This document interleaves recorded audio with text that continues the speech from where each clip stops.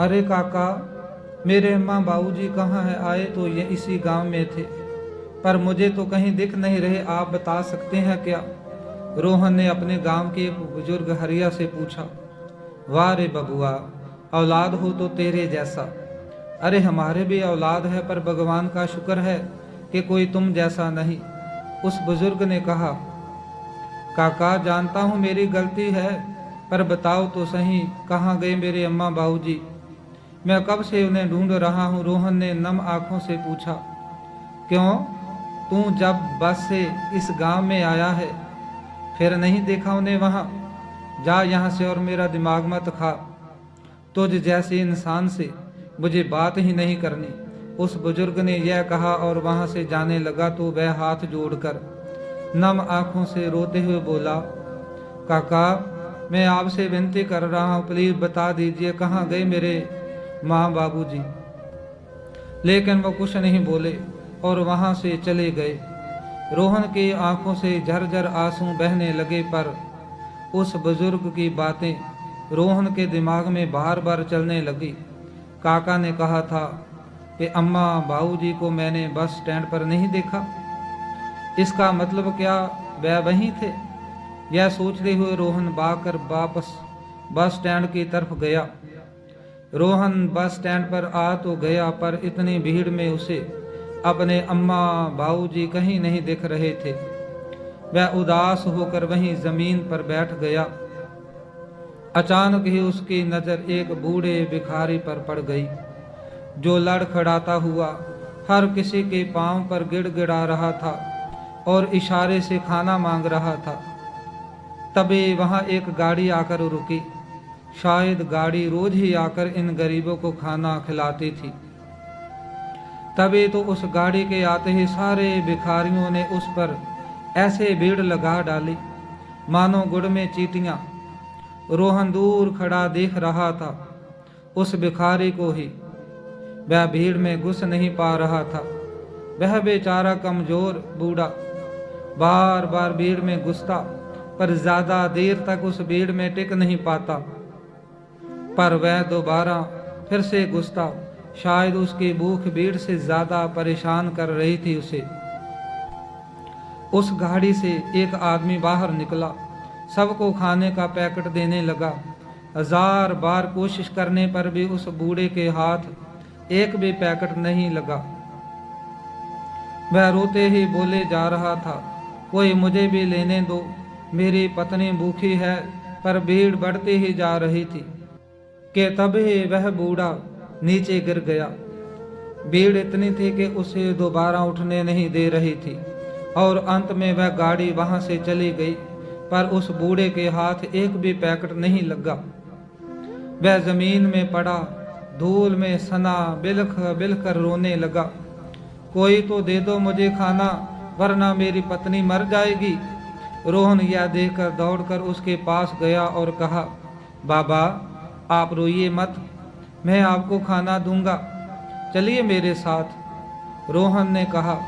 पर जैसे ही रोहन उस बूढ़े को गौर से देखा तो देखते उसके होश उड़ जाते हैं, क्योंकि वही उसके बाबूजी मदन लाल थे। आज उनकी ऐसी दशा थी कि रोहन भी उन्हें पहचान न सका। दाढ़ी से पूरा चेहरा ढका, कमजोर, मैल कुचला कुर्ता ऊपर से फटा हुआ। उसे तो अपनी आंखों पर यकीन ही नहीं हो रहा था। मदन लाल को पहचानते ही रोहन रोते हुए उन्हें गले लगाकर बोला, बाबूजी आखिर आप मुझे मिल ही गए। कहाँ चले गए थे आप?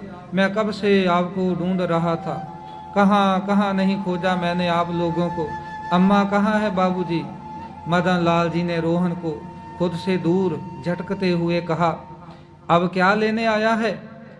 या फिर यह देखने आया है कि हम मर गए हैं या जिंदा हैं? बाबूजी आपका गुस्सा जायज है, पर सच में मुझे आप लोगों के बारे में बिल्कुल भी पता नहीं था। अगर मुझे पता होता ना तो मैं पहले ही आकर सब ठीक कर देता। रोहन ने रोते हुए कहा, तू क्या हमें बेवकूफ़ समझता है? चलो मान लिया, पर हमें यहाँ आए लगभग 3-4 महीने हो गए हैं। और तुझे अब पता चला हमारे बारे में? बीवी को तो कर रोज फोन करता होगा, पूछा नहीं अपने बीवी से हमारे बारे में कभी? या फिर हमारे बारे में पूछने की जरूरत महसूस नहीं करता था? मदन लाल जी ने गुस्से में कहा। बाबूजी, मेरे इतना पूछने पर उसने कहा, आप लोग गांव चले गए हैं, जबकि हमारा गांव वाला मकान तो बिक चुका था। फिर वह कहाँ गए? तो बोली कि अम्मा की तबीयत ठीक नहीं चल रही थी, तो उन्हें गांव की शुद्ध हवा में जाने का मन था, तो किराए का घर लेकर मैंने उन दोनों को कुछ दिनों के लिए गांव भेज दिया है। और उसने यह भी कहा था कि आपका दोस्त हरिया काका के यहाँ ही आप किराए पर हैं।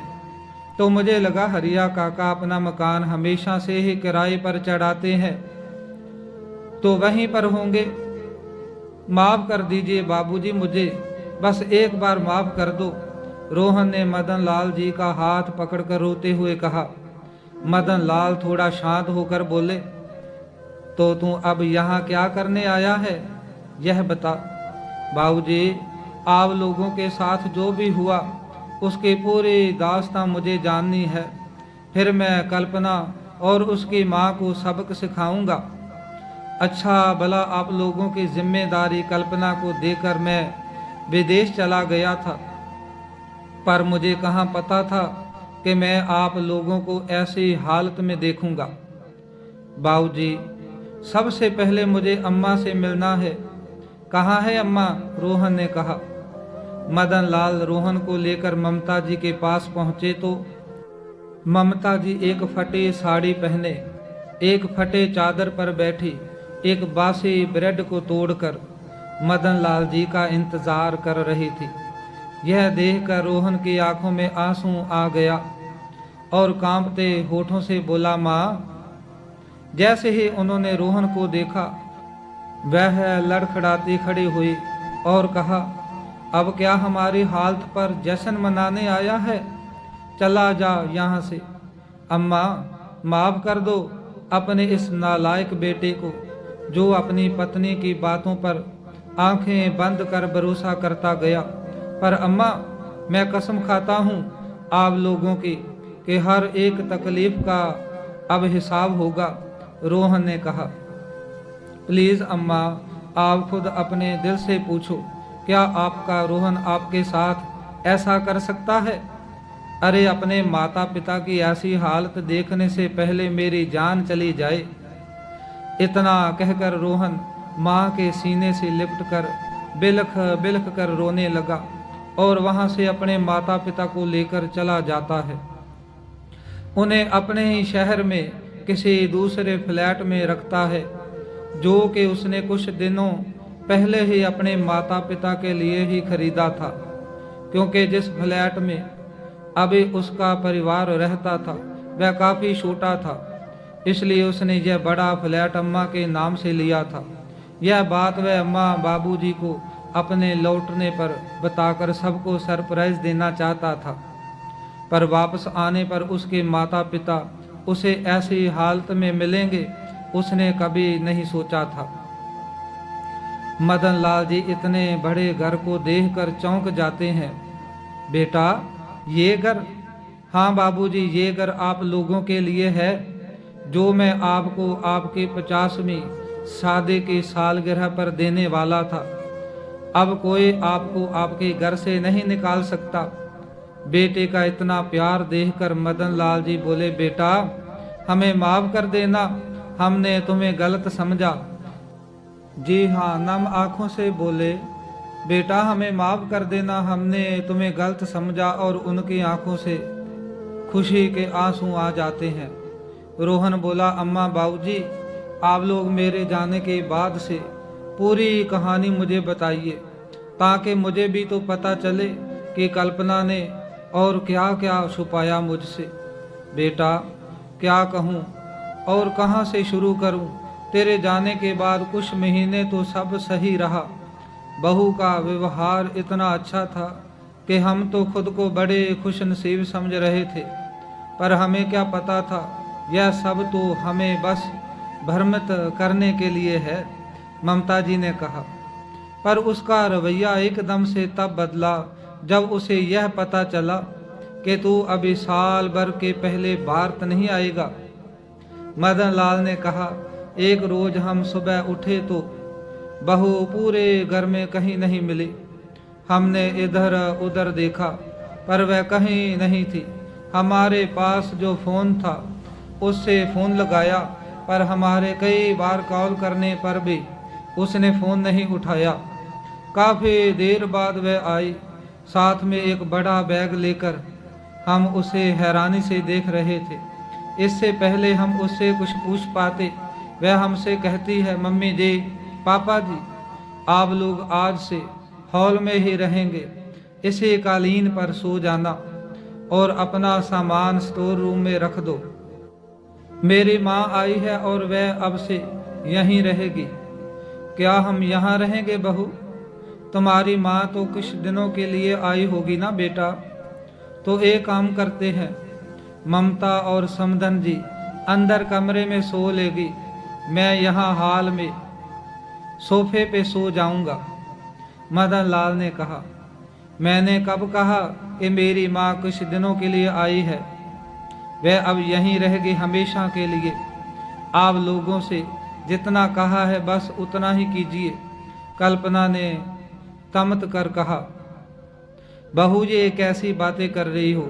मैं तो फिर भी ज़मीन पर सो जाऊंगा, पर ममता जी का तो 6 महीने पहले ही कमर का ऑपरेशन हुआ है, उसे ज़मीन पर नहीं लेटा जाएगा।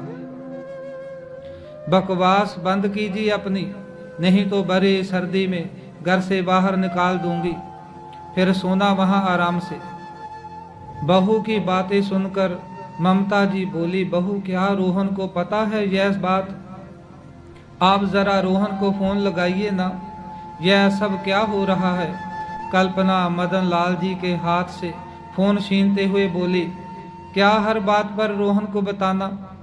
वह वहाँ काम करने गए हैं, कोई घूमने नहीं, जो बात बात पर रोहन को फ़ोन लगाओ। और वैसे भी उनको सब बताया है मैंने, और उन्होंने ही मुझसे यह सब करने को कहा है। कल्पना ने कहा, फिर बहू ने तुझे फ़ोन किया था, पर उस वक्त तूने भी फ़ोन पर बहू की हाँ में हाँ मिलाया था, फिर अब तू कैसे कह रहा है कि तुझे कुछ पता नहीं था? मदन लाल ने कहा, बाबूजी उसने मुझे फ़ोन किया था और कहा था कि उसकी माँ को उसके भैया भाभी ने घर से निकाल दिया है, इसलिए वह उन्हें लेने और अपने यहाँ रखने का सोच रही है। फिर उसने कहा कि अगर मम्मी जी पापा जी आपसे पूछे तो आप उन्हें बता देना कि आपको मेरी माँ के यहाँ रहने के बारे में पता है, और आपने भी मुझे फ़ोन पर बस इतना पूछा कि बहू की माँ क्या यहाँ रहेगी हमेशा, इसलिए मैंने भी हाँ कह दिया। आपने अगर मुझे तभी पूरी बात बता दी होती कि आप लोगों को कल्पना यूं कमरे से निकाल रही है, तो मैं कभी अपने अम्मा बाबूजी के साथ ऐसा नहीं होने देता। रोहन ने नम आंखों से कहा, पर बाबूजी आप लोगों ने भी कभी मुझे अलग से फ़ोन कर कल्पना के बारे में क्यों नहीं बताया? आप यहाँ गांव में आने के बाद भी तो मुझे बता सकते थे ना। रोहन ने कहा, कैसे बताते बेटा, 2-3 बार तुझसे बात करने से हमें ऐसा लगा कि तू अब बदल गया है और बहू की तरफ हो गया है, तो क्या फ़ायदा तेरे सामने अपना दुखड़ा रोने का? क्योंकि यहाँ रहने के अलावा हमारे पास और कोई चारा भी नहीं था, और सोच लिया था कि रोटी खानी है तो बहू की सुनकर ही रहना पड़ेगा, पर अब समझ आ रहा है कि हमने तुझसे बात ना कर कितनी बड़ी गलती कर दी।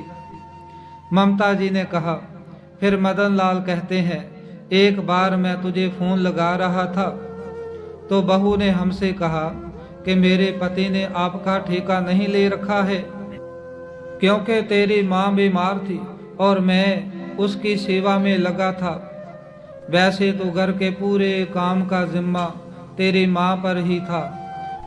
तो उस दिन बहू ने आकर कहा कि मेरे मामा जी आ रहे हैं, मम्मी जी आज खाना अच्छा बनाना। मैं बोला, कैसे निर्दयी की तरह बात कर रही हो बहू, क्या तुम्हें दिख नहीं रहा कि यह बीमार है? कहाँ तुम्हें इसकी सेवा करनी चाहिए और तुम उल्टा इसे और काम बता रही है।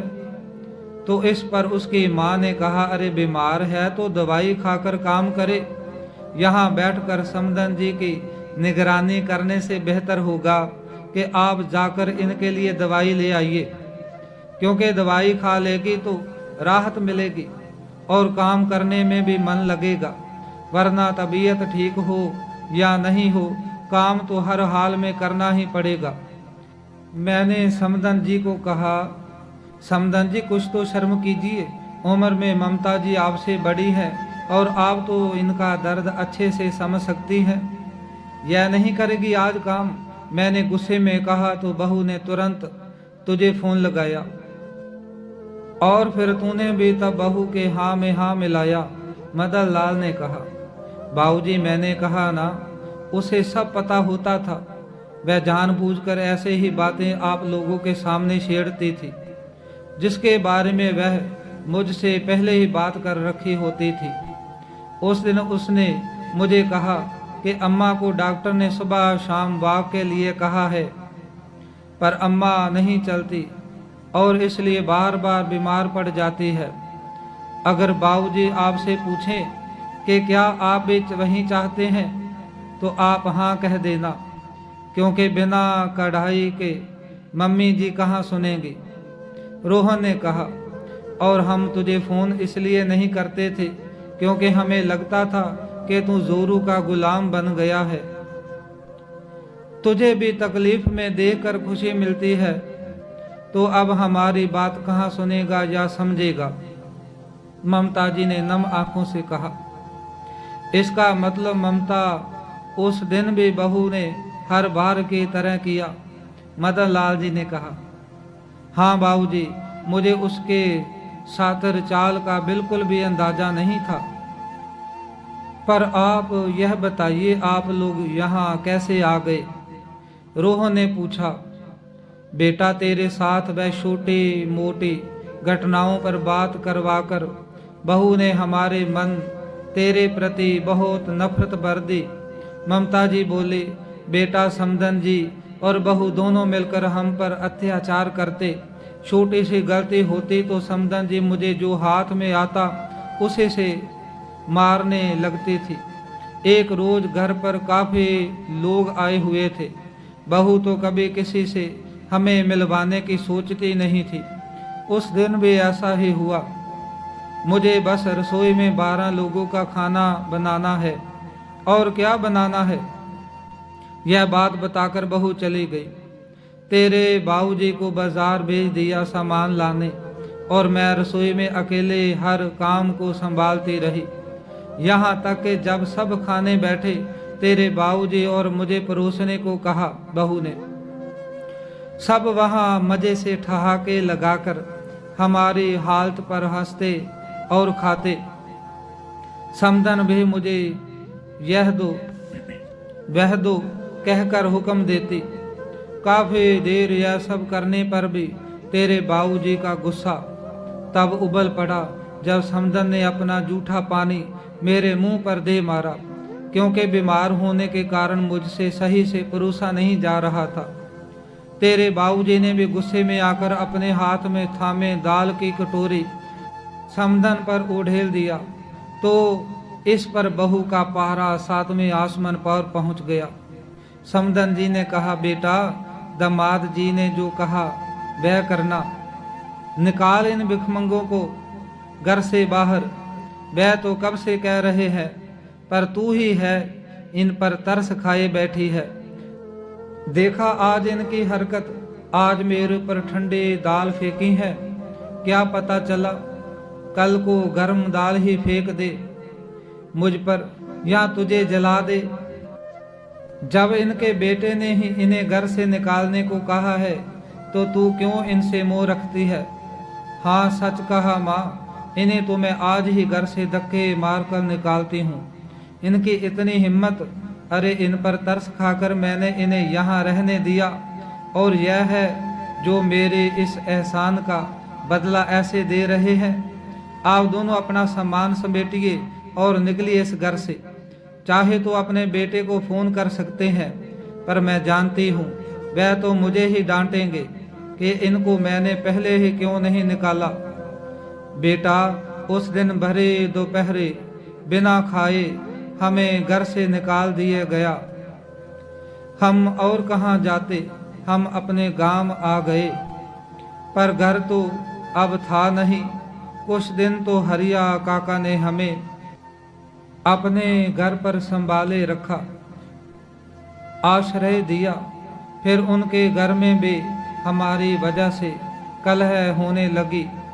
आखिर कौन किसको कितने दिन रखेगा भला। फिर हमारे पास यहाँ आकर भीख मांगने के सिवा और कोई रास्ता नहीं बचा। पर हरिया अभी भी हमारी काफी मदद करते हैं, ममता जी ने कहा। पर बेटा, जब तुझे तब तक कुछ पता नहीं था तो अब कैसे पता चला हम यहाँ हैं, मदन लाल ने कहा।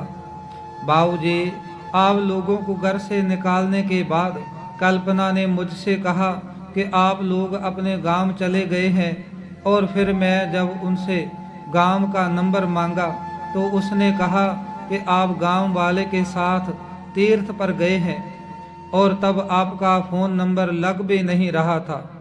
शक तो मुझे तभी हो गया, क्योंकि तीर्थ पर अगर आप सचमुच जाते तो एक बार मुझे ज़रूर बताते, बिना बताए अचानक नहीं जाते।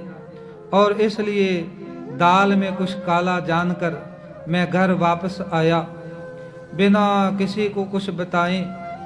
मैं जब घर पहुंचा तो वहां कमरे में माँ बेटी बैठी सारी बातें कर रही थी, और वह मैंने सुन लिया।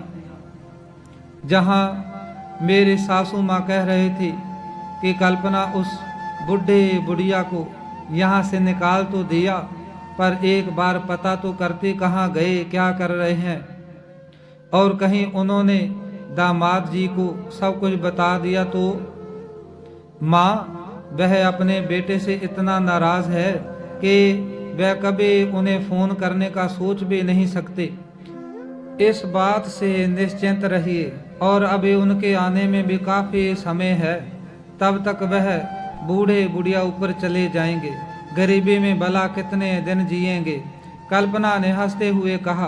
पर जब दामाद जी पूछेंगे उनके बारे में तब क्या बताओगे उन्हें, कल्पना की माँ ने कहा। माँ, वैसे जब तक वह यहाँ बाहर आएंगे तब तक कुछ और सोच लेंगे, और क्या। वैसे अभी वह बूढ़े बुढ़िया अपने गांव गए हैं, ऐसा पता चला है, कल्पना ने कहा। मैं कल्पना की बात सुनकर उल्टे पांव वहां से निकलकर सीधा यहाँ आ गया। सोचा पहले आप लोगों को ले लूं, फिर उन लोगों को उनकी असली औकात दिखाऊंगा। अब आप लोग देखना मैं कैसे उस माँ बेटी को मजा चखाता हूँ, रोहन ने कहा। अगले दिन रोहन कल्पना के सामने हाजिर हो जाता है। कल्पना रोहन को देखते ही हैरान हो जाती है, जिस पर रोहन कहता है, कल्पना, एक खुशखबरी है, अब मैं तुम्हें भी अपने साथ विदेश ले चलूँगा। तुम्हारा वीज़ा बन गया है, परसों ही निकलेंगे। अब अम्मा बाबूजी तो तीर्थ पर चले गए हैं, और उनका तो अभी यहाँ आना होगा नहीं, और जब तो मैं उनसे बात करके उनका यहीं रहने का इंतज़ाम कर दूंगा।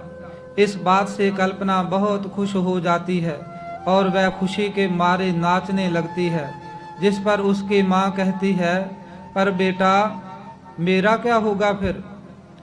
देखो माँ, इतने दिन तो मैंने आपको रख लिया, अब आप जाओ भैया के पास। कोई बेटी के घर इतने दिन रहता है क्या। उनसे माफ़ी मांग लो, आपके चलते मैं अपना विदेश जाना तो छोड़ नहीं सकती ना। पता है कितने लोग तरसते हैं वहाँ जाने के लिए। कल्पना के ऐसा कहते ही उसकी माँ हैरान हो गई, और कल्पना ने उन्हें अगले दिन ही विदा कर दिया। कल्पना खुशी खुशी अपनी तैयारी में जुट गई। जिस दिन उनकी फ्लाइट थी, रोहन और वह फ्लाइट में बैठते ही रोहन उससे कहता है, मैं एक काम करके अभी आता हूँ। जहाज उड़ने का समय हो गया पर वह नहीं लौटा। कल्पना घबराते हुए अपने बैग से अपना फोन निकालकर रोहन को फोन लगाना चाहती थी तो एक कागज उसके हाथ लग गई।